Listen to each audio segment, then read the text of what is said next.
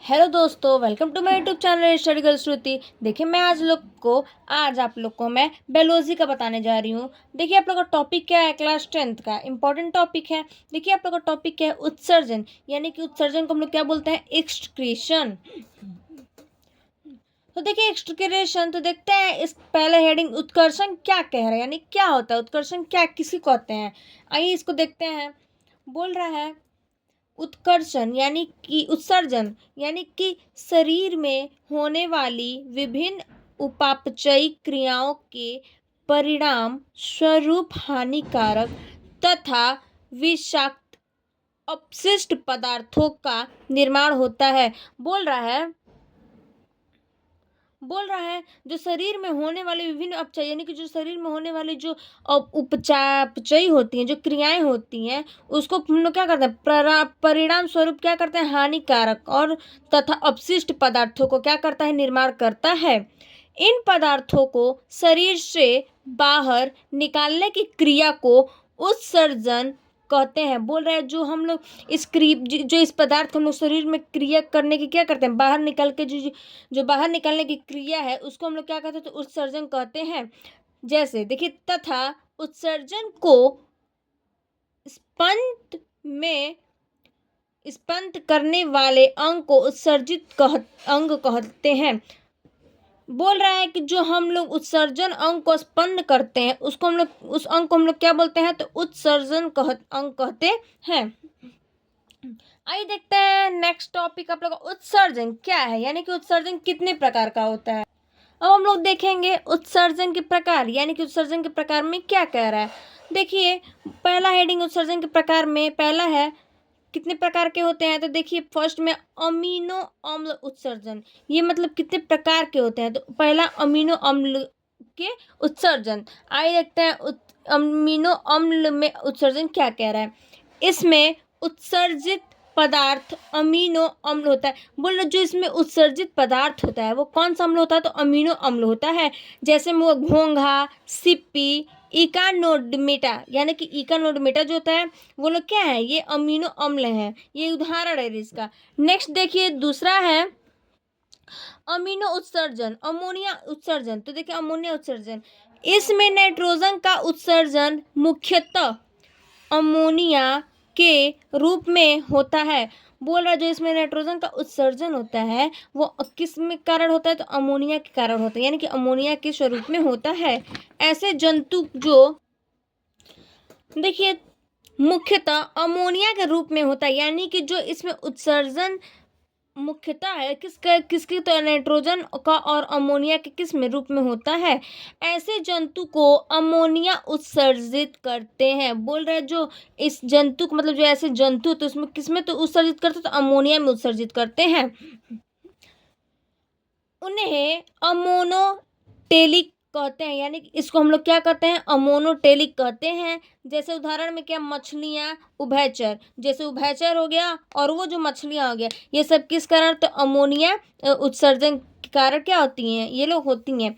ऐसे देखिए, तीसरा है आप लोग का यूरिया उत्सर्जन। तो ये देखते हैं हम लोग क्या यूरिया उत्सर्जन क्या कह रहा है। इसमें नाइट्रोजन का उत्सर्जन मुख्यतः यूरिया के रूप में होता है, यानी कि जो इसमें नाइट्रोजन का उत्सर्जन होता है वो किस कारण, तो यूरिया के स्वरूप में होता है।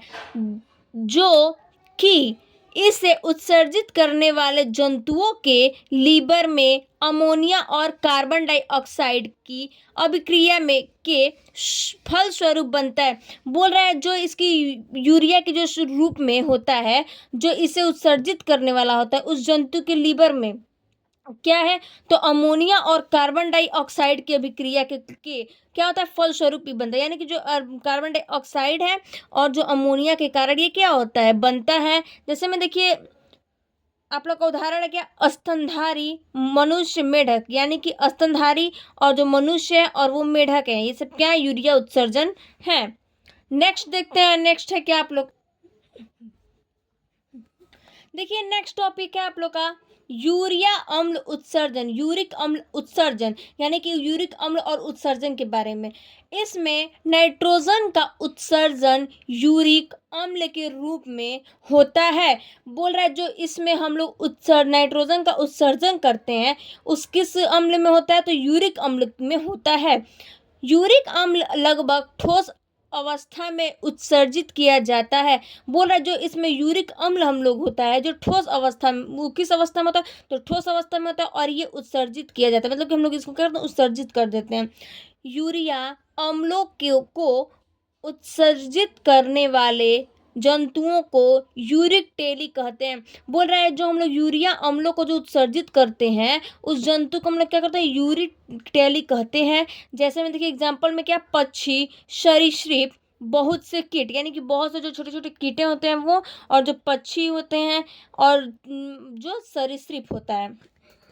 देखिए नेक्स्ट टॉपिक है आप लोग का क्या, मानव उत्सर्जन तंत्र। देखिए मानव उत्सर्जन तंत्र में बोल रहे हैं, तो बोल रहे हैं मानव उत्सर्जन तंत्र में क्या, मनुष्य उत्सर्जन तंत्र का मुख्यतः कार्य शरीर से अपशिष्ट पदार्थ जैसे यूरिया आदि को बाहर निकालना होता है। बोल रहा है जो मानव सर्जित जो, जैसे कि मनुष्य में मुख्य उत्सर्जित अंग वृक्क होते हैं, मतलब जो मनुष्य में जो उत्सर्जित अंग होते हैं वो क्या होते हैं, तो वृक्क होते हैं। इनसे संबंधित अन्य सहायक उत्सर्जी अंग निम्नलिखित है। बोल रहे इनमें जो संबंधित अंग नहीं होता है वो सहायक किस लिए, तो उत्सर्जी अंग होते हैं किसमें, तो निम्नलिखित में। तो देखिए क्या है, 3, जैसे मूत्रवाहिनियां, मूत्राशय और मूत्र मार्ग, ये सब क्या है, तो मानव में उत्सर्जन तंत्र है, जिससे क्या है इसमें संबंधित है। नेक्स्ट देखिए आप लोग का टॉपिक है, नेक्स्ट क्या, नेक्स्ट टॉपिक है वृक्क या किडनी, यानी वृक्क और किडनी क्या है देखते हैं। मनुष्य में एक जोड़ी वृक्क पाए जाते हैं, यानी कि जो मनुष्य में कितने जोड़ी वृक्क पाए जाते हैं, एक जोड़ी वृक्क क्या होते हैं, पाए जाते हैं, जो उदर गुहा के डायफ्राम के नीचे कशेरु ठंड के दोनों ओर उधर तल पर पतली पेरिटोनियम झिल्ली द्वारा लगे रहते हैं। बोल रहे हैं जो डायफ्राम के नीचे होते हैं, यानी कि उधर गुहा के नीचे डायफ्राम है, और डायफ्राम के जो नीचे कशेरु होता है उसके ठंडक के दोनों ओर क्या होता है, उदर तल पर, यानी कि उदर तल पर क्या होता है, पतली पेरिटोनियम क्या होता है, झिल्ली होती है, उसी के द्वारा क्या होते हैं, लोग लगे रहते हैं। कौन, वृक्क और किडनी।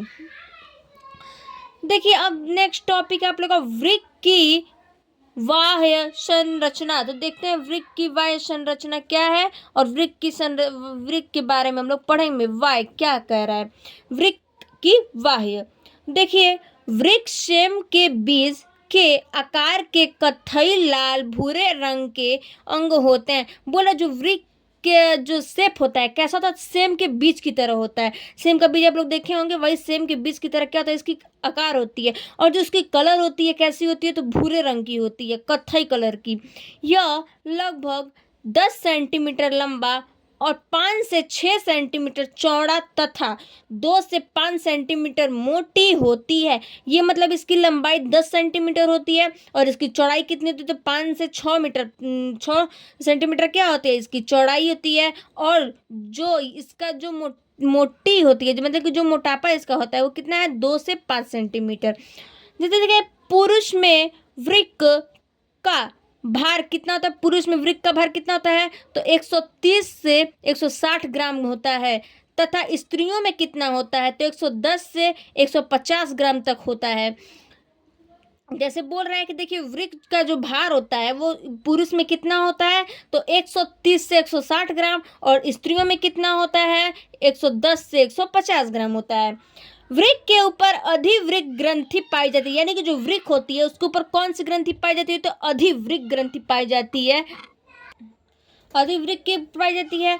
मनुष्य में दायां वृक्क बाएं वृक्क की अपेक्षा कुछ पीछे तथा नीचे की ओर स्थित होता है। बोल रहा है जो मनुष्य में दायां वृक्क होता है और जो बाएं वृक्क होती है उसके अपेक्षा कुछ पीछे और तथा नीचे की ओर क्या होता है, स्थित होता है। जैसे कि देखिए वृक्क का भीतरी किनारा धंसा होता है, यानी कि जो वृक्क का जो भीतरी किनारा होता है वो क्या होता है, धंसा हुआ या अवतल तथा बाहरी किनारा उभरा हुआ होता है। यानी कि जो देखिए भीतरी किनारा होता है वो धंसा हुआ होता है और जो अवतल और बाहरी वाला क्या होता है, बाहरी किनारा उभरा हुआ होता है। कैसा, तो अवतल की तरह होता है और उभरा हुआ या उत्तल होता है। अब यहाँ पे दिया है अवतल तल भीतर की ओर धंस कर एक गर्त। बोल रहा है जो अवतल तल होता है वो भीतर की ओर क्या होता है, धंस कर एक गर्व यानी कि पीठ बनता है, यानी गर्व होता है, पीठ बनता है, जिसे नाभिका या फाइलम कहते हैं। यानी कि उसको हम लोग क्या बोलते हैं, नाभिका या फाइलम कहते हैं। यहाँ से मूत्र नालिका निकलती है, यहाँ से क्या निकलती है, तो देखिए बोल रहा है जिसे नाभिकी या फाइलम हम लोग कहते हैं, यहाँ से मूत्र नालिका क्या होता है, निकलती है, जो उदर गुहा के निचले भाग में स्थित थैलीनुमा मूत्राशय में खुलती है। यानी कि जो उदर के नीचे भाग होता है, स्थित रहता है क्या, थैलीनुमा, उसमें से क्या होता है, तो मूत्राशय में खुलती है। और प्रत्येक वृक्क धमनी द्वारा रुधिर प्राप्त करता है। यानी कि जो प्रत्येक वृक्क होता है वो धमनी द्वारा क्या करता है, रुधिर प्राप्त करता है, यानी कि ब्लड प्राप्त करता है।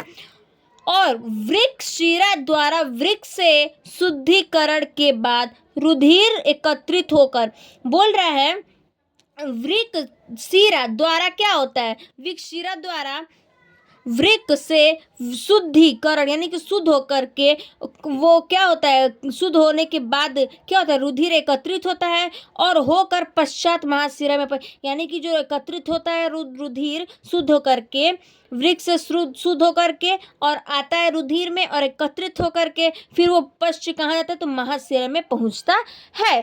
Thank you. फिर चले अपने अगले वीडियो में।